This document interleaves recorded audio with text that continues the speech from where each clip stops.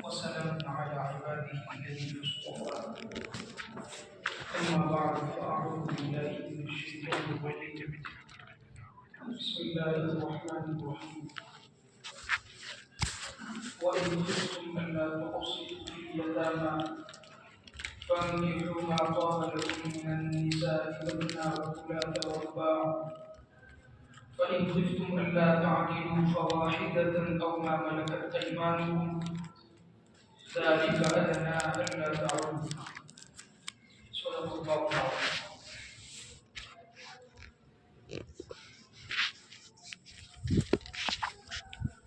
محترم بزرگوں اور دوستوں، جیسا ہفتے سورہ نساء کی پہلی آیت کی تفسیر پوری کی، ابھی آپ حضرات کے سامنے سورہ نساء کی تیسری آیت کی تلاوت کی۔ تیسری آیت میں اللہ تبارک و تعالیٰ نے مردوں کے لیے ایک ہی وقت میں 4 بیویاں رکھنے کی اجازت دی کہ ایک مرد ایک ہی وقت میں 4 بیویاں رکھ سکتا ہے۔ اسلام کے اس حکم پر دشمنان اسلام کی طرف سے طرح طرح کے اعتراضات ہوتے ہیں اور غلط طریقے پر اس حکم کو پیش کر کے اسلام کو بدنام کرنے کی کوششیں کی جاتی ہیں۔ لہذا ضروری ہے کہ اس مسئلے کو اچھی طرح سمجھ لیا جائے۔ یہ اعتراض 2 پہلوؤں سے ہوتا ہے۔ اعتراض کا پہلا پہلو یہ ہے کہ اسلام نے مرد کو 4 شادیوں کی اجازت دے کر شہوت پرستی کو بڑھاوا دیا ہے اور عورتوں کا حق چھینا ہے۔ اور دوسرا پہلو اس اعتراض کا یہ ہے کہ پیغمبر اسلام حضرت محمد صلی اللہ علیہ وسلم نے 11 عورتوں سے شادی کی۔ نعوذ باللہ محمد صلی اللہ علیہ وسلم شہوت پرست تھے۔ ایسے الزامات ہمارے نبی صلی اللہ علیہ وسلم پر دشمنان اسلام کی طرف سے لگائے گئے۔ لہذا ان دونوں اعتراضات کے جوابات کو اچھی طرح سمجھ لینا ضروری ہے تاکہ ہمارے دل میں کسی قسم کا کوئی شبہ اور خلجان باقی نہ رہے۔ سب سے پہلی بات تو یہ ہے کہ اسلام دین فطرت ہے، یعنی انسان کے اندر فطرتاً جتنے بھی جذبات ہیں ان تمام جذبات کی رعایت کرتے ہوئے ہی اسلام نے احکامات جاری کیے۔ جیسے ہر انسان میں جذبہ ہے شہوت کا، اس شہوت کے جذبے کی رعایت کرتے ہوئے اسلام نے نکاح کا حکم دیا کہ نکاح کرو اور اس جذبے کی تکمیل کرو۔ اور نکاح کو اسلام نے میاں بیوی کے درمیان محبت کا ذریعہ قرار دیا ہے اور آپس میں ایک کے دوسرے سے سکون حاصل کرنے کا ذریعہ قرار دیا ہے۔ وَمِنْ آيَاتِهِ أَنْ خَلَقَ لَكُم مِّنْ أَنفُسِكُمْ أَزْوَاجًا لِتَسْكُنُوا إِلَيْهَا وَجَعَلَ بَيْنَكُمْ مَوَدَّةً وَرَحْمَةً، کہ اللہ تعالیٰ نے تمہارے لیے تمہاری ہی جنس سے تمہاری بیویاں بنائی تاکہ تم آپس میں مل کر سکون حاصل کرو، مرد بیوی سے، بیوی شوہر سے۔ اور اسی طرح ان دونوں کے درمیان اللہ تبارک و تعالیٰ نے محبت اور رحمت پیدا فرمائی۔ اور یہ بات بھی یاد رکھ دیجیے کہ نکاح کی اجازت صرف 1 تک محدود نہیں بلکہ 4 تک اجازت دی۔ اللہ تعالیٰ نے فرمایا فَانكِحُوا مَا طَابَ لَكُم مِّنَ النِّسَاءِ مَثْنَىٰ وَثُلَاثَ وَرُبَاعَ، کہ تم اپنے پسند کی عورتوں سے نکاح کرو 2 3 اور 4 تک کی اجازت دی۔ لیکن یہ سمجھ لیجیے کہ یہ اجازت مطلقاً نہیں ہے بلکہ مقید ہے۔ جو شخص 2 شرائط پوری کر سکے اسی کے لیے 1 سے زائد نکاح کرنے کی اجازت ہے۔ اور وہ 2 شرطیں کون سی ہیں؟ پہلی شرط ہے کہ جو شخص 1 سے زائد بیوی کا خرچہ اٹھانے پر قادر ہو، جس کو دوسرا نکاح کرنا ہو تو شرط یہ ہے کہ دوسری بیوی کا خرچہ اٹھانے پر قادر ہو، تیسرا نکاح کرنا ہو تو شرط یہ ہے کہ تیسری بیوی کا خرچہ اٹھانے پر قادر ہو۔ اور یہ شرط تو صرف دوسری اور تیسری بیوی کے لیے نہیں ہے، بلکہ پہلی بیوی سے پہلا نکاح کرنے کے لیے بھی خرچ پر قادر ہونا ضروری ہے۔ اللہ تعالیٰ نے فرمایا وَلْيَسْتَعْفِفِ الَّذِينَ لَا يَجِدُونَ نِكَاحًا حَتَّى يُغْنِيَهُمُ اللَّهُ مِنْ فَضْلِهِ، کہ جن لوگوں میں نکاح کرنے کی طاقت نہیں ہے، یعنی مہر دینے کے لیے کوئی رقم نہیں ہے اور شادی کے بعد بیوی پر خرچ کرنے کے لیے کوئی انتظام نہیں ہے، تو چاہیے کہ وہ اپنے نفس کو کنٹرول میں رکھے، وہ نکاح نہ کرے اور شرعی گناہ سے بھی بچے، اپنے آپ کو قابو میں رکھے۔ حتیٰ یغنیہم اللہ من فضلہ، یہاں تک کہ اللہ تعالیٰ ان کو بے نیاز کر دے، مالدار بنا دے، تو پھر وہ نکاح کر سکتے ہیں۔ تو خرچ پر قادر ہونا یہ شرط تو پہلے نکاح کے لیے بھی ضروری ہے، تو دوسرے اور تیسرے اور چوتھے کے لیے تو بدرجہ اولا ضروری ہے۔ دوسری شرط یہ ہے کہ اگر کوئی دوسرا تیسرا اور چوتھا نکاح کرنا چاہتا ہے تو اس کے لیے ضروری ہے کہ وہ ان کے درمیان، بیویوں کے درمیان انصاف کرنے پر قادر ہو، انصاف جو کر سکے اسی کے لیے اجازت ہے۔ فرمایا وَإِنْ خِفْتُمْ أَلَّا تَعْدِلُوا فَوَاحِدَةً أَوْ مَا مَلَكَتْ أَيْمَانُكُمْ، اگر تم کو اس بات کا خوف ہو کہ تم انصاف نہیں کر سکو گے بیویوں کے درمیان تو ایک ہی پر بس کرو، اور اگر ایک کے بھی حقوق ادا نہ کر سکو تو جو باندی تمہاری ملکیت میں ہو اسی پر بس کرو، اس لیے کہ باندی کے حقوق آزاد عورت کے مقابلے میں آتے ہیں۔ ہاں، تو دوسری شرط یہ ہے کہ اسی کو دوسرا تیسرا اور چوتھا نکاح کرنے کی اجازت ہے جو بیویوں کے درمیان انصاف کرنے پر قادر ہے۔ اور انصاف کا مطلب یہ ہے کہ مادی امور میں انصاف کرے، کپڑا دینے میں، اس کو رہنے کے لیے گھر دینے میں، خرچ دینے میں، اسی طرح باری میں کہ ایک دن اس کے گھر رہا دوسرے دن اس کے پاس رہے، مادی چیزوں میں انصاف ضروری ہے۔ ہاں، دلی میلان کسی ایک کی طرف زیادہ ہے تو اس پر کوئی پکڑ نہیں۔ خدا صلی اللہ علیہ وسلم کا دلی میلان حضرت عائشہ رضی اللہ تعالیٰ عنہا کی طرف زیادہ تھا، لیکن آپ ناانصافی نہیں کرتے تھے، جتنا حضرت عائشہ کو دیا دوسری بیویوں کو بھی دیا۔ تو دلی میلان اگر کسی کی طرف زیادہ ہے تو اس پر کوئی پکڑ نہیں ہے، ہاں البتہ مادی امور میں انصاف کرنا ضروری ہے۔ اب اس حکم پر اعتراض یہ ہے کہ اسلام تو 4 شادیوں کی اجازت دے کر شہوت پرستی کو پروموٹ کر رہا ہے، شہوت پرستی کو بڑھاوا دے رہا ہے اور عورتوں کا حق چھین رہا ہے۔ تو اس کا جواب یہ ہے کہ اسلام نے یہ جو حکم دیا ہے عورتوں کے فائدے ہی کے لیے۔ اب آپ کو سوال ہو سکتا ہے کہ بھئی اجازت تو مردوں کو 4 بیویاں رکھنے کی ہے، لڑکے بیوی کو 4 شوہر رکھنے کی، تو فائدہ اس میں عورتوں کا کیسے ہے؟ فائدہ اس طرح ہے کہ عورتوں کی تعداد مردوں کے مقابلے میں زیادہ ہے، اور سروے سے بھی یہ بات محقق ہو چکی ہے، ثابت ہو چکی ہے کہ عورتوں کی تعداد زیادہ ہے۔ اب اگر مرد کو ایک ہی نکاح کی اجازت ہوتی تو مردوں کی تعداد کے مقابلے میں جتنی عورتیں ہیں ان کا نکاح تو ہو جاتا، لیکن جو عورتیں مردوں کی تعداد سے زیادہ ہیں وہ کنواری رہ جائیں، اور کنواری رہ جائے گی تو پھر کیا ہوگا؟ جس طرح ہر مرد میں شہوت ہے عورت میں بھی شہوت ہے، جس طرح مرد عورت کے بغیر نہیں رہ سکتا، اسی طرح عورت کو بھی مرد کی ضرورت ہوتی ہے۔ اب اتنی ساری عورتیں کنواری رہ جائے گی تو خطرہ ہے اس بات کا کہ وہ اپنی شہوت کو پورا کرنے کے لیے کوئی غلط راستہ اختیار کرے، اور اس صورت میں دنیا کے اندر فحاشی اور عریانیت اور آوارگی اور ننگا پن پھیل جانے کا خطرہ ہے۔ اس لیے اسلام نے دوسرے تیسرے اور چوتھے نکاح کی اجازت دی۔ دوسری بات یہ ہے کہ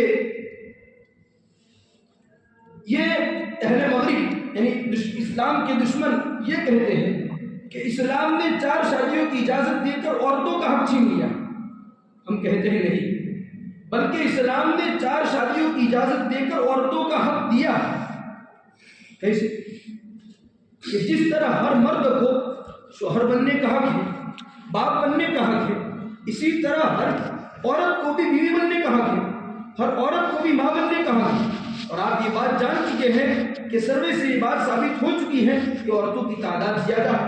اب اگر ایک ہی نکاح کی اجازت ہوتی تو پھر کتنی ساری عورتیں کنواری رہ جاتی جن کو اپنا حق حاصل نہ ہوتا، بیوی بننے کا حق، ماں بننے کا حق حاصل نہ ہوتا۔ لیکن اسلام نے 4 شادیوں کی اجازت دے کر ان کو زوجیت کا حق دیا، تو یہ حکم دے کر اسلام نے عورتوں کا حق چھینا نہیں ہے، بلکہ اسلام نے عورتوں کا حق دیا ہے۔ تیسری بات یہ ہے کہ مرد میں جنسی طاقت زیادہ ہوتی ہے، شہوت کا غلبہ ہوتا ہے عورت کے مقابلے میں، اور عورت میں بعض ایام ایسے ہوتے ہیں کہ مرد اس سے سکون حاصل نہیں کر سکتا، جیسے حیض کے ایام، ماہواری کے ایام، اسی طرح بچے کی ولادت کے بعد کے ایام، اسی طرح حمل جب ہو، عورت جب حمل سے ہو اس وقت بھی بعض دنوں میں عورت سے شہوت پوری کرنا اور صحبت کرنا یہ بچے کے لیے نقصان دہ ہوتا ہے۔ تو ایسے کچھ ایام ہیں جس میں ایسے کچھ دن ہیں جس میں مرد اپنی بیوی سے صحبت نہیں کر سکتا، اور مرد میں شہوت کا غلبہ ہے، اگر اس کو دوسرے نکاح کی اجازت نہیں دی جائے گی تو شدید خطرہ ہے اس بات کا کہ وہ اپنی شہوت پوری کرنے کے لیے غلط راستے پر پڑے، غلط طریقہ اختیار کرے۔ اس اندیشے کو مد نظر رکھتے ہوئے اسلام نے مرد کو دوسری، تیسری اور چوتھی بیوی رکھنے کی اجازت دی، اس لیے کہ مرد میں شہوت کا غلبہ ہے۔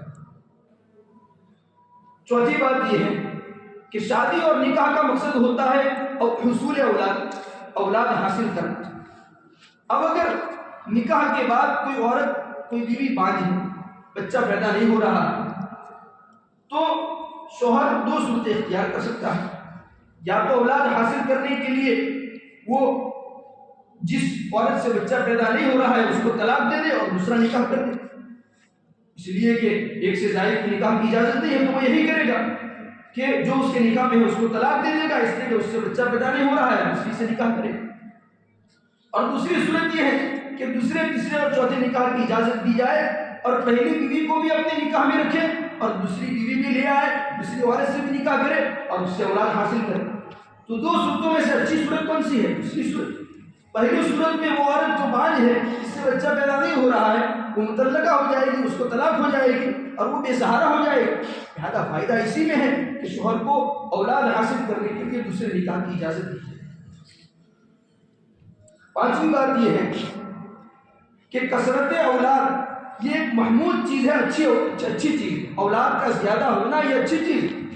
ہاں اگرچہ آج ہمارے دو کا نعرہ اتنا زیادہ لگا کہ اس کا رسوخ ہمارے اوپر بھی ہو گیا، ہمارے اوپر بھی اس کا اثر پڑا کہ ہم بھی آج زیادہ اولاد کو پسند نہیں کرتے، لیکن اسلام نے اولاد کی کثرت کو پسند کیا ہے، اور ہمارے پیغمبر صلی اللہ علیہ وسلم نے فرمایا تزوجوا الودود الولود فإنی مکافر بکم الامم، کہ تم نکاح کرو ایسی عورتوں سے جو خوب محبت کرنے والی ہو اور خوب بچے جننے والی ہو، تاکہ میں تمہاری کثرت پر دوسری امتوں کے مقابلے میں فخر کروں کہ میری امت کی تعداد زیادہ ہے۔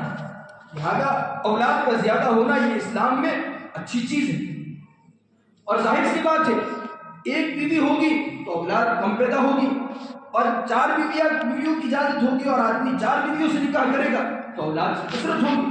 لہٰذا اس امر کو مد نظر رکھتے ہوئے اسلام نے ایک سے زائد نکاح کی اجازت دی۔ اسی طرح بعض مرتبہ یہ صورتحال پیش آتی ہے کہ کسی عورت نے نکاح کیا اور نکاح کے بعد اس کا طلاق ہو گیا، اور شوہر کا وہ عین جوانی میں بیوہ ہو گئی، اور جوان ہے اس میں بھی شہوت ہے، اس کو بھی اپنی ضرورت پوری کرنی ہے۔ اب اگر شوہر کو دوسرے نکاح کی اجازت نہیں دی جائے گی، اور جیسا کہ آپ نے جان لیا کہ عورتوں کی تعداد زیادہ ہے، تو ہر وقت کنواری ہی عورت سے شادی کرنا پسند کرے گا، اس بیوہ سے کون شادی کرے گا؟ اس بیوہ کو کون اپنائے گا؟ اس کا سہارا کون بنے گا؟ اگر شادی کی اجازت نہ دی جائے دوسری اور تیسری کی، تو پھر وہ بیوہ اپنی شہوت پوری کرنے کے لیے غلط کام میں مبتلا ہو جائے گی۔ لہٰذا تمام اندیشوں کی وجہ سے اسلام نے دوسرے، تیسرے اور چوتھے نکاح کی اجازت دی، اور اسلام نے جو یہ حکم دیا ہے، یہ جو اجازت دی ہے، یہ کوئی ضروری تو ہے کہ دوسرا نکاح کرنا ضروری ہو، تیسرا اور چوتھا ضروری ہو، نہیں۔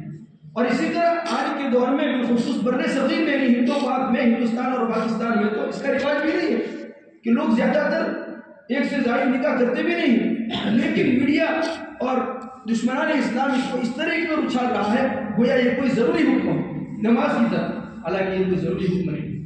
حالانکہ ان کے تہذیب میں اور ان کے معاشرے میں کئی سی برائیاں پھیلی ہوئی ہیں، اس پر ان کی کوئی نظر نہیں۔ ان کو یہ جو اعتراض ہے ان کو یہ تو نظر آتا ہے کہ اسلام نے 4 بیویاں رکھنے کی اجازت دی ہے، لیکن ان کے وہاں مرد بغیر نکاح کے 4 عورتوں سے تعلق رکھتے ہیں، ایک مرد 4 سے بھی زائد گرل فرینڈ رکھتا ہے، اس پر کوئی اعتراض نہیں، حالانکہ یہ تو اس سے بھی برا ہے۔ اسلام نے تو اجازت دی ہے قانوناً، اور یہ تو علانیہ سب کے سامنے نکاح ہوتا ہے، اور وہ تو خفیہ اور گناہ کے طریقے پر 4 اور اس سے بھی زیادہ عورتوں سے تعلق رکھتے ہیں، لیکن اس پر ان کو کوئی اعتراض نہیں۔ معلوم یہی ہوا کہ وہ شہوت پرست ہے، اور اپنی شہوت پورا کرنے کے لیے وہ اصل حکم سے پر اعتراض کر کے اس کو روکنے کی کوشش کرتے ہیں، اور اپنی شہوت پوری کرنے کے لیے اپنے طریقے کو وہ رائج کرنے کی کوشش کرتے ہیں۔ دوسری بات یہ ہے کہ اسلام نے تو یہ اجازت ایک طرفہ دی ہے کہ مرد کے لیے اجازت ہے کہ 4 بیویاں رکھے، بیوی کے لیے اجازت نہیں کہ 4 شوہر رکھے، لیکن ان کے یہاں تو سب جائز ہے۔ جس طرح ایک مرد کی 4 گرل فرینڈیں ہوتی ہیں، ایک عورت کے 4 بوائے فرینڈ بھی ہوتے ہیں، ایک عورت کی 4 مردوں سے تعلقات بھی ہوتے ہیں، لیکن اس پر ان کو کوئی اعتراض نہیں۔ یہ کتنا گناونا اور بد عمل ہے، اس پر ان کو کوئی اعتراض نہیں، پر اعتراض ان کو صرف اسلام کے حکم پر ہو رہا ہے۔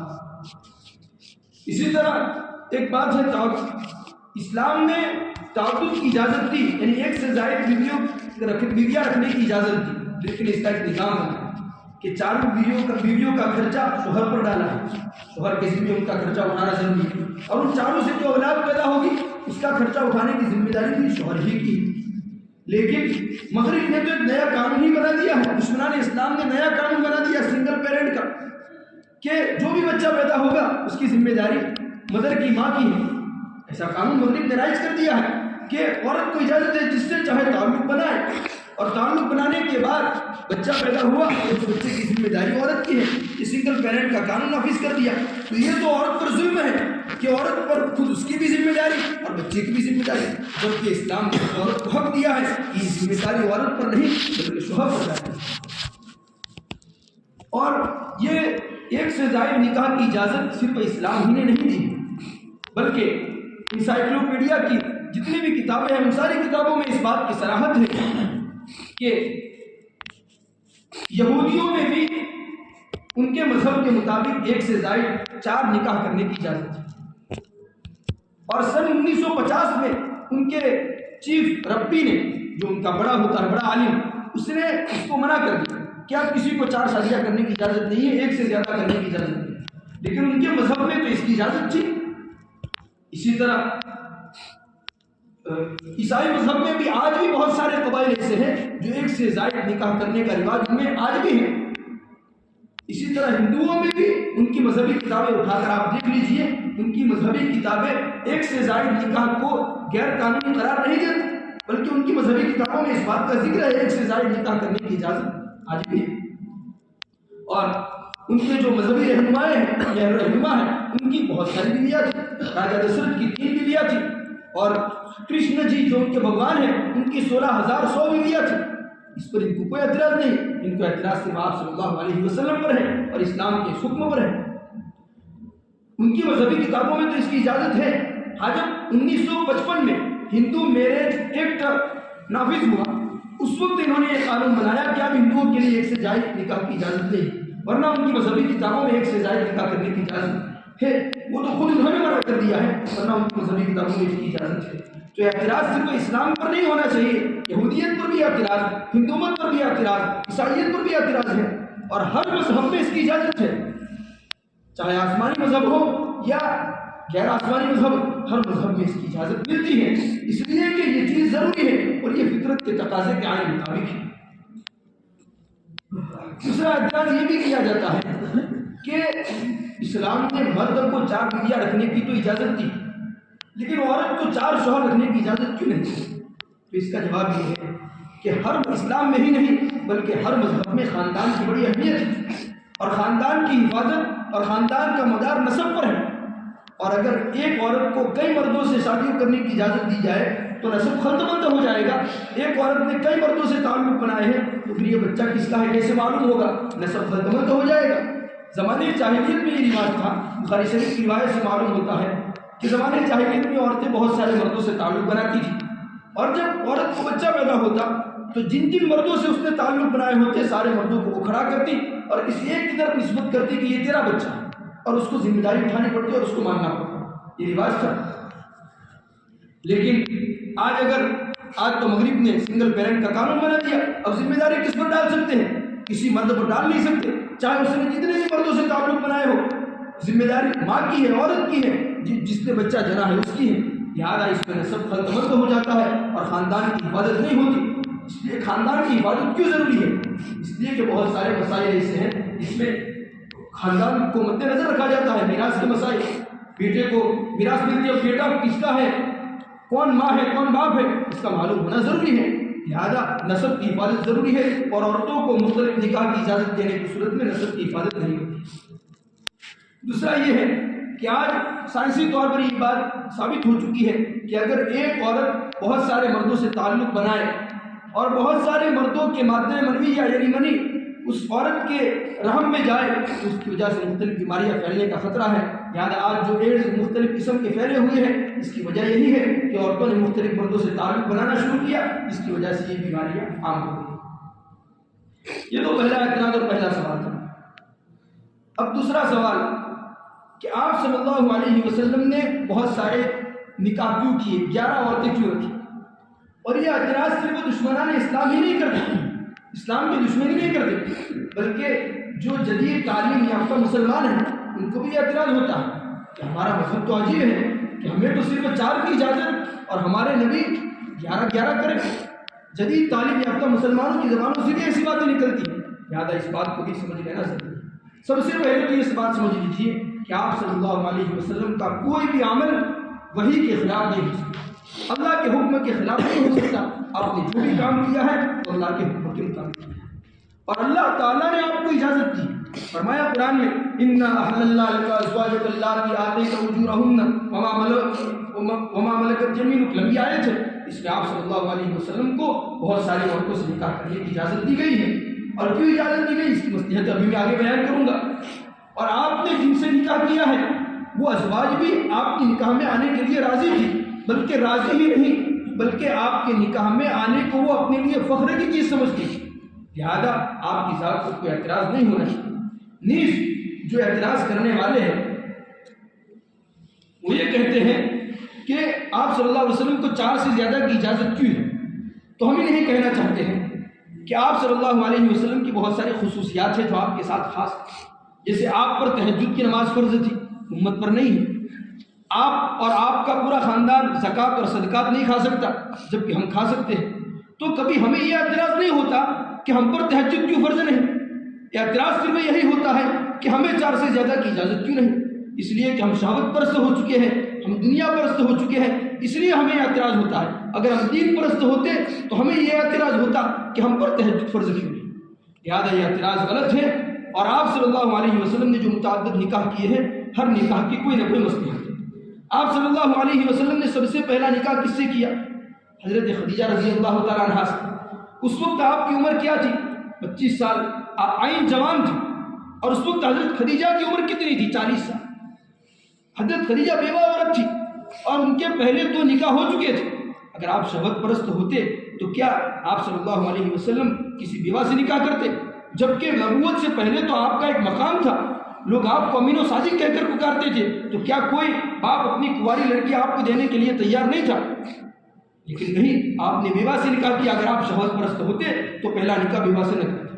اور جب تک حضرت خدیجہ زندہ رہی آپ صلی اللہ علیہ وسلم نے دوسرا نکاح نہیں کیا. حضرت خدیجہ کا انتقال کب ہوا؟ ہجرت سے کچھ سال پہلے، یعنی 50 سال سے پہلے حضرت خدیجہ کا انتقال ہوا. اور 50 سال آپ نے ایک ہی نکاح کیا ہے حضرت خدیجہ سے، اور وہ بھی بیوہ. اور آپ صلی اللہ علیہ وسلم کی جتنی بھی اولاد پیدا ہوئی وہ حضرت خدیجہ ہی سے ہوئی. 2 لڑکے اور 4 لڑکی.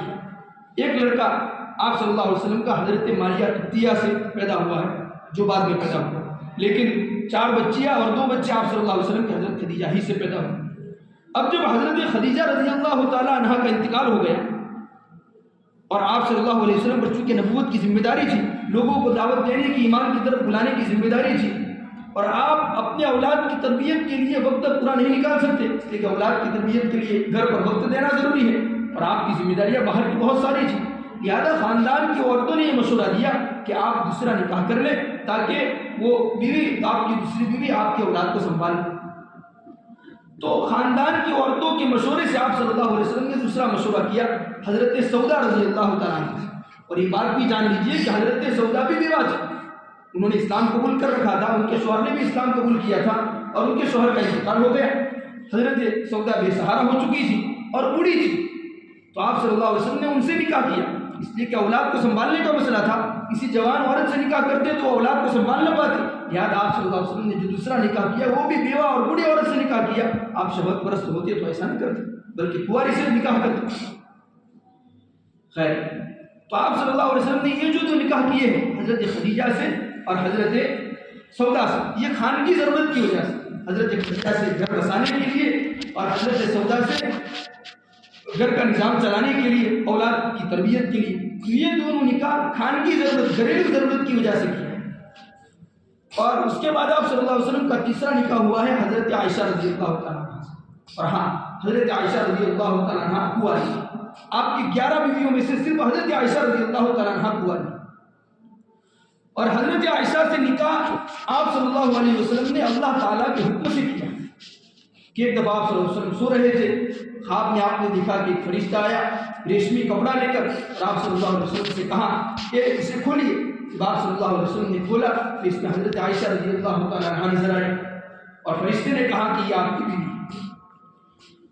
اور یہ خواب آپ کو اس وقت نظر آیا, یہ خواب آپ نے اس وقت دیکھا جب حضرت خدیجہ کا انتقال ہو چکا تھا اور حضرت سودا سے ابھی نکاح نہیں ہوا تھا. اس وقت آپ نے یہ خواب دیکھا, لیکن آپ نے یہ سوچا کہ مجھے نکاح کی تو ضرورت ہے, لیکن مجھے اپنی اولاد کی تربیت کا مسئلہ ہے, اور عائشہ تو چھوٹی بچی ہے, وہ میرے اولاد کو کیسے سنبھال سکتی ہے, وہ خود بچی ہے. لہٰذا آپ صلی اللہ علیہ وسلم نے خاندان کی عورتوں کے مشورے سے حضرت سودا سے نکاح, لیکن آپ صلی اللہ علیہ وسلم نے یہ خواب دیکھا. دوسری طرف حضرت ابوبکر رضی اللہ تعالیٰ عنہ نے جب دیکھا کہ آپ صلی اللہ علیہ وسلم کو خاندان کی عورتیں یہ مشورہ دے رہی ہے کہ حضرت سودا سے نکاح کر لو, اور حضرت سودا تو بوڑھی ہو چکی ہے, کچھ دنوں کی مہمان ہے, اگر ان کا انتقال ہو گیا تو پھر آپ صلی اللہ علیہ وسلم بے سہارا ہو جائیں گے, آپ صلی اللہ علیہ وسلم کو تیسرے نکاح کی ضرورت پڑے گی. اور آپ حضرت ابوبکر نے یہ سوچا کہ اب میرے پاس تو کوئی بڑی بیٹی ہے نہیں کہ میں اپنی بیٹی حضرت آپ صلی اللہ علیہ وسلم کو دے دوں, عائشہ ہے لیکن وہ چھوٹی ہے. پھر انہوں نے یہ خیال کیا کہ خیر ابھی تو آپ صلی اللہ علیہ وسلم کا نکاح حضرت سودا سے ہونے دیا جائے, اور حضرت سودا چونکہ عمر میں بڑی ہے ان کا انتقال ہو جائے گا. یہ حضرت ابوبکر کا خیال ہے, جلدی انتقال ہو جائے گا. حالانکہ حضرت سودا کا انتقال آپ صلی اللہ علیہ وسلم کے بھی بعد ہوا, لیکن بڑی عمر تھی, تو طبی عمر کے تقاضے کی وجہ سے انہوں نے یہ سمجھا کہ جلدی انتقال ہو جائے گا, اتنے میں میری بیٹی عائشہ بڑی ہو جائے گی تو میں عائشہ سے آپ صلی اللہ علیہ وسلم کا نکاح کر دوں. اور اس خیال کا اظہار حضرت ابوبکر رضی اللہ تعالیٰ عنہ نے آپ صلی اللہ علیہ وسلم سے کیا. اور اس وقت آپ صلی اللہ علیہ وسلم نے دوسری مرتبہ یہی خواب دیکھا کہ فرشتہ ریشمی کپڑا لے کر آیا اور کہا کھولیے. اس کو حضرت عائشہ نظر آئی اور فرشتے نے کہا کہ یہ آپ کی بیوی ہے. تو پھر آپ صلی اللہ علیہ وسلم نے حضرت عائشہ رضی اللہ تعالیٰ عنہ سے نکاح کیا. حضرت عائشہ سے جب آپ صلی اللہ علیہ وسلم نے نکاح کیا تو اس وقت حضرت عائشہ کی عمر 6 سال تھی. حضرت عائشہ چھوٹی تھی, اس وقت رخصتی کی اور نکاح کے رخصتی کے قابل نہیں تھی, تو اس وقت حضرت عائشہ کی رخصتی نہیں ہوئی, یعنی آپ صلی اللہ علیہ وسلم کے پاس نہیں بھیجی گئی حضرت عائشہ. ہجرت کے بعد آپ صلی اللہ علیہ وسلم کو 40 سال پر نبوت ملی. اس کے بعد مکہ میں 13 سال رہے, یعنی 53 سال آپ کی عمر کے ہو گئے. پھر ہجرت کے بعد مدینہ میں 1 سال رہے, 54 سال آپ کے ہو گئے. 55ویں سال میں حضرت عائشہ رضی اللہ تعالیٰ عنہ کی رخصت ہوئی. اب بتائیے آپ کی عمر 63 سال کی ہے, 55ویں سال میں آپ صلی اللہ علیہ وسلم کا نکاح, آپ صلی اللہ علیہ وسلم کے پاس حضرت عائشہ آئی. اگر آپ شہوت پرست ہوتے تو اس عمر میں نکاح کرتے نہیں, بلکہ عین جوانی میں کرتے. اور حضرت عائشہ سے اللہ تعالیٰ نے نکاح کا حکم کیوں دیا؟ ملی ضرورت کی وجہ سے, دین کے فائدے کے لیے. اس لیے کہ حضرت اللہ کے نبی صلی اللہ علیہ وسلم کی جو بھی باتیں اور آپ صلی اللہ علیہ وسلم کے جو بھی افعال اور اعمال تھے وہی شریعت تھے. اور آپ صلی اللہ علیہ وسلم لوگوں کے سامنے جو اعمال کرتے تھے اس کو تو صحابہ کرام محفوظ کر دیتے تھے, اور لوگوں کے سامنے جو بھی عمل ہوتا وہ دین تو محفوظ ہو جاتا, لیکن آپ کا گھر میں جو عمل ہوتا وہ محفوظ نہیں ہو رہا. لہذا ضرورت تھی کہ کوئی ایسی عورت آپ صلی اللہ علیہ وسلم کی نکاح میں آئے کہ جو آپ صلی اللہ علیہ وسلم کے گھریلو اعمال کو بھی محفوظ کر لے, تاکہ امت تک آپ صلی اللہ علیہ وسلم کے گھریلو اعمال بھی پہنچ جائے کہ گھر والوں کے ساتھ آپ صلی اللہ علیہ وسلم کا کیسا معاملہ تھا اور آپ کے گھریلو معاملات کیسے تھے, یہ بھی امت تک پہنچ جائے. لہٰذا ایسی عورت کی ضرورت تھی جو گھریلو دین کو محفوظ کرے. باہر کا دین تو صحابہ کرام محفوظ کر ہی لیتے تھے, اب گھریلو دین کو محفوظ کرنے کی مصلحت کی خاطر آپ صلی اللہ علیہ وسلم کا نکاح حضرت عائشہ رضی اللہ تعالیٰ عنہ سے کیا گیا، اور حضرت عائشہ رضی اللہ تعالیٰ عنہ نے گھریلو دین کو محفوظ کیا۔ خود اللہ کے نبی صلی اللہ علیہ وسلم فرماتے ہیں خذوا نصف دینکم من حمیرہ، کہ تم اپنا آدھا دین حضرت عائشہ سے حاصل کرو۔ آپ صلی اللہ علیہ وسلم کے پاس رہ کر انہوں نے آدھا دین حاصل کر لیا، تو یہ امت کے لیے کتنا بڑا خیر کا، کتنی بڑی خیر ہو گئی، کتنا بڑا فائدہ ہو گیا۔ تو حضرت عائشہ سے جو آپ صلی اللہ علیہ وسلم کا نکاح کیا گیا وہ دین کے فائدے کے لیے، تاکہ خلوت کا دین لوگوں تک پہنچ جائے، امت تک پہنچ جائے۔ خلوت کے دین کی حفاظت کے لیے حضرت عائشہ رضی اللہ تعالیٰ عنہ کا آپ صلی اللہ علیہ وسلم سے نکاح کیا۔ اسی طرح آپ صلی اللہ علیہ وسلم کا ایک نکاح ہوا حضرت زینب بنت جہش سے۔ حضرت زینب بنت جہش سے آپ صلی اللہ علیہ وسلم کا نکاح کیوں کیا گیا؟ یہ بھی ملی فائدے کے لیے، دینی مصلحت کے لیے۔ زمانے جاہلیت میں یہ مانا جاتا تھا کہ اگر کسی کو اولاد پیدا نہیں ہو رہی ہے، بچہ پیدا نہیں ہو رہا ہے، اور اس نے کسی اور کے بچے کو گود لے لی، تو جس بچے کو گود لیا ہے وہ اس کا حقیقی بچہ بن جاتا ہے، اس کا حقیقی بیٹا بن جاتا ہے۔ زمانے جاہلیت میں ایسی مانیتا تھی، لیکن اسلام کہتا ہے کہ نہیں، جس کو گود لیا ہے وہ حقیقی بیٹا نہیں بن جاتا۔ لہذا اگر باپ مر جائے گا، گود لینے والا مر جائے گا، تو اس کی میراث میں سے اس کو کوئی حصہ نہیں ملے گا۔ زندگی میں کوئی وصیت کر کے چلا جائے، کوئی دے کر چلا جائے تو وہ اس کا ہے، لیکن مرنے کے بعد جو میراث تقسیم ہوگی اس میں اس کا کوئی حصہ نہیں۔ اسی طرح اگر بیٹے کو گود لیا ہے اور وہ بیٹا بڑا ہو جائے تو ماں کے لیے ضروری ہے کہ اس سے پردہ کرے، اس لیے کہ یہ اس کا حقیقی بیٹا نہیں۔ بیٹی کو گود لیا ہے اور وہ بڑی ہو جائے تو اس پر ضروری ہے کہ گود لینے والے باپ سے پردہ کرے، اس لیے کہ یہ اس کی حقیقی بیٹی نہیں۔ تو اسلام تو کہتا ہے کہ جس سے گود لیا ہے وہ حقیقی بیٹا اور حقیقی بیٹی نہیں بن جاتی، لیکن زمانے جاہلیت میں اس کے برعکس اس کے برخلاف مانا جاتا تھا۔ تو اس مانیتا کو غلط ٹھہرانے کے لیے آپ صلی اللہ علیہ وسلم کا حضرت زینب سے نکاح کیا گیا، اس لیے کہ آپ صلی اللہ علیہ وسلم نے حضرت زید بن حارثہ رضی اللہ تعالیٰ عنہ کو اپنا بیٹا بنا لیا تھا، منہ بیلا بیٹا گود لے لیا تھا، اور حضرت زید کا نکاح حضرت زینب بنت جہش سے ہوا تھا، اور پھر دونوں کی آپس میں نہیں بنی اور طلاق ہو گئی۔ تو آپ کو حکم ہوا، قرآن کے ذریعے حکم ہوا، فلما قضى زید منها وطرا زوجناکها، کہ آپ زینب سے نکاح کیجیے، تاکہ لوگوں میں جو غلط مانیتا ہے وہ غلط ٹھہر جائے اور لوگوں کو معلوم ہو جائے کہ جس کو گود لیا ہے وہ حقیقی بیٹا نہیں بن جاتا۔ اگر حقیقی بیٹا بن جاتا تو پھر یہ حقیقی بہو ہوئی، اور حقیقی بہو سے طلاق کے بعد بھی نکاح کرنا جائز نہیں ہے۔ لہٰذا آپ نے نکاح کیا، معلوم ہوا کہ یہ حقیقی بہو نہیں بن جاتی اور حقیقی بیٹا نہیں بن جاتا۔ تو اس غلط مانیتا کو مٹانے کے لیے حضرت زینب بنت جہش سے نکاح کا آپ صلی اللہ علیہ وسلم کو حکم دیا ہے۔ اسی طرح آپ صلی اللہ علیہ وسلم نے بعض نکاح کیے ہیں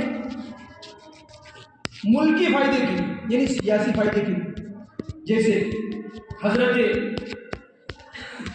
ام حبیبہ رضی اللہ تعالیٰ عنہ سے آپ کا جو نکاح ہوا ہے وہ سیاسی فائدے کے لیے۔ حضرت ام حبیبہ کس کی بیٹی؟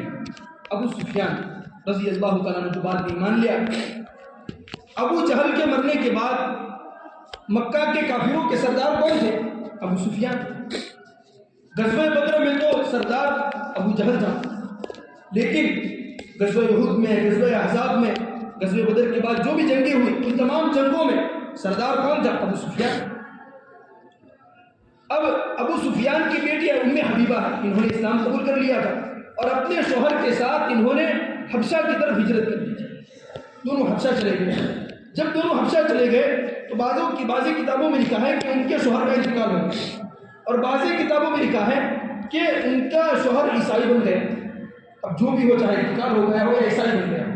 جب آپ صلی اللہ علیہ وسلم کو معلوم ہوا مدینہ میں، تو آپ صلی اللہ علیہ وسلم نے ایک قافلہ بھیجا شاہ حبشہ کی طرف، نجاشی کے پاس، کہ جاؤ اور ام حبیبہ سے میرا منگنی کا پیغام بھیجو۔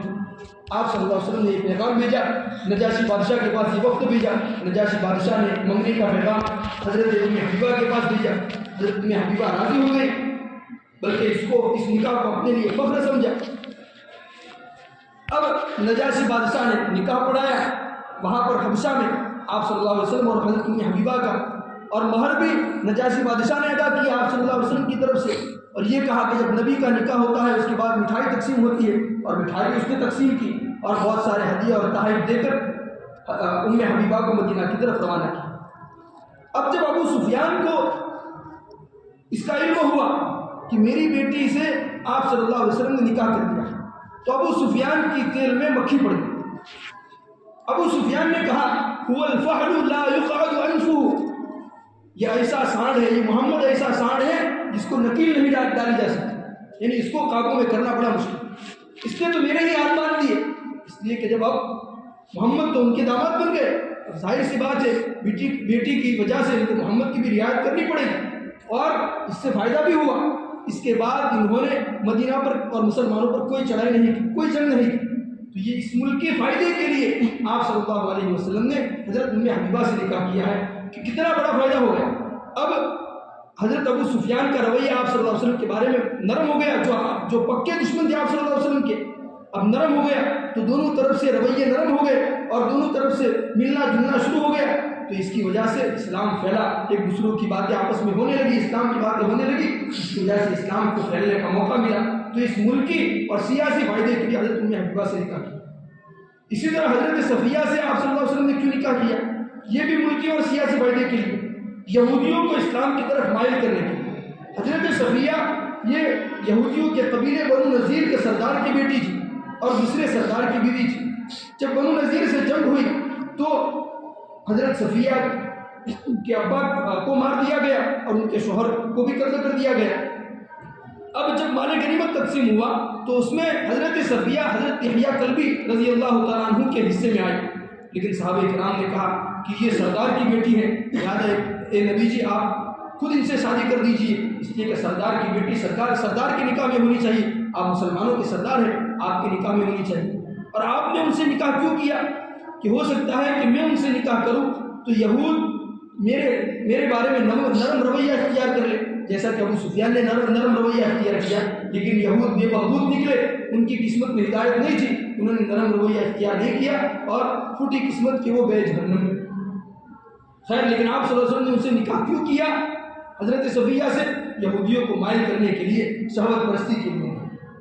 بعض نکاح آپ نے شخصی مصلحت سے کیا، یعنی کسی کی دل جوئی کی، جیسے حضرت حفصہ رضی اللہ تعالیٰ عنہ سے آپ نے نکاح کیا، حضرت عمر رضی اللہ تعالیٰ عنہ کی دل جوئی کی۔ حضرت حفصہ حضرت عمر رضی اللہ تعالیٰ عنہ کی بیٹی۔ جب حضرت حفصہ رضی اللہ تعالیٰ عنہ کے شوہر کا انتقال ہو گیا تو حضرت عمر رضی اللہ تعالیٰ عنہ نے پیغام لے کر گئے حضرت عثمان کے پاس کہ میری بیٹی سے آپ نکاح کریں۔ تو حضرت عثمان نے کہا کہ میں سوچ کر جواب دیتا ہوں۔ جب دوسری مرتبہ ملاقات ہوئی تو حضرت عمر نے پوچھا کہ آپ نے کیا سوچا؟ تو حضرت عثمان نے کہا کہ ابھی میرا نکاح کا کوئی ارادہ نہیں۔ تو پھر بعد میں حضرت عمر رضی اللہ تعالیٰ عنہ نے حضرت ابو بکر رضی اللہ تعالیٰ عنہ کو پیغام بھیجا، ان کو کہا کہ آپ میری بیٹی سے نکاح کر لیجیے، لیکن حضرت ابو بکر رضی اللہ تعالیٰ عنہ نے کوئی جواب نہیں دیا۔ اور یہ حضرت عمر کو بہت برا لگا کہ خیر عثمان نے تو جواب بھی دیا لیکن ابو بکر نے تو جواب ہی نہیں دیا، میری بات ہی ختم کر دی۔ کچھ دنوں کے بعد آپ صلی اللہ علیہ وسلم نے خود حضرت عمر رضی اللہ تعالیٰ عنہ سے بات کی کہ میں آپ کی بیٹی سے نکاح کرنا چاہتا ہوں۔ تو حضرت عمر رضی اللہ تعالیٰ عنہ خوش ہو گئے اور آپ اپنی بیٹی حضرت حفصہ کا حضور صلی اللہ علیہ وسلم سے نکاح کر دیا۔ تو پھر حضرت ابو بکر رضی اللہ تعالیٰ عنہ نے حضرت عمر سے کہا کہ جب آپ اپنی بیٹی کا پیغام لے کر میرے پاس آئے تھے اور میں نے آپ کو جواب نہیں دیا تھا تو آپ کو برا لگا ہوگا۔ تو حضرت عمر نے کہا کہ ہاں بہت برا لگا تھا، عثمان کا مجھے برا نہیں لگا، اس لیے انہوں نے صاف کہہ دیا کہ مجھے ابھی نکاح کی ضرورت نہیں ہے اور تم نے جواب نہیں دیا، اس لیے مجھے بہت برا لگا۔ تو حضرت ابو بکر رضی اللہ تعالیٰ عنہ نے کہا کہ دیکھیے یہ راز کا مسئلہ تھا، راز فاش نہ ہو جائے اس لیے میں نے بات نہیں کہی تھی۔ اور وہ راز کیا تھا کہ آپ صلی اللہ علیہ وسلم نے مجھ سے حضرت حفصہ کے بارے میں بات کی تھی، آپ کی بیٹی کے بارے میں بات کی تھی کہ ابو بکر جب سے میں نے آپ کی بیٹی حضرت عائشہ سے نکاح کیا ہے تب سے عمر ان کا دل ٹوٹا ہوا ہے، اس لیے حضرت عمر رضی اللہ تعالیٰ عنہ ہر معاملے میں حضرت ابو بکر سے آگے بڑھنا چاہتے تھے۔ اور یہ تو آپ نے سن رکھا ہے کہ مال میں بھی زیادہ دینے کی کوشش کرتے تھے لیکن خیر وہ آگے نہیں بڑھ سکے، لیکن ہر معاملے میں آگے بڑھنے کی کوشش کرتے تھے۔ جب حضرت ابو بکر رضی اللہ تعالیٰ عنہ کی بیٹی آپ صلی اللہ علیہ وسلم کی نکاح میں آ گئی، حضرت عمر کی بھی یہ چاہت ہوئی کہ حضور صلی اللہ علیہ وسلم میرے بھی داماد بن جائے، لیکن آپ کی کوئی بیٹی تھی نہیں۔ جب حضرت حفصہ کے شوہر کا انتقال ہو گیا تو پھر آپ صلی اللہ علیہ وسلم نے حضرت ابو بکر سے کہا، ابو بکر حضرت عمر سے فرماتے ہیں کہ آپ صلی اللہ علیہ وسلم نے کہا کہ ابو بکر کا دل بہت دکھا ہوا ہے، اگر آپ مشورہ دیں تو میں حفصہ سے نکاح کر لیتا ہوں۔ تو حضرت ابو بکر نے کہا کہ ہاں میں اجازت میں مشورہ دیتا ہوں کہ آپ نکاح کر لیجیے، اگر آپ نکاح نہ کرتے تو میں آپ کی بیٹی سے نکاح کر لیتا۔ تو آپ صلی اللہ علیہ وسلم نے حضرت حفصہ سے جو نکاح کیا ہے وہ شہوت پرستی کے لیے نہیں بلکہ حضرت عمر کی دل جوئی کے لیے، اس لیے کہ ان کا دل ٹوٹا ہوا تھا کہ ابو بکر نے حضور کو داماد بنا لیا لیکن میں داماد نہیں بنا سکا۔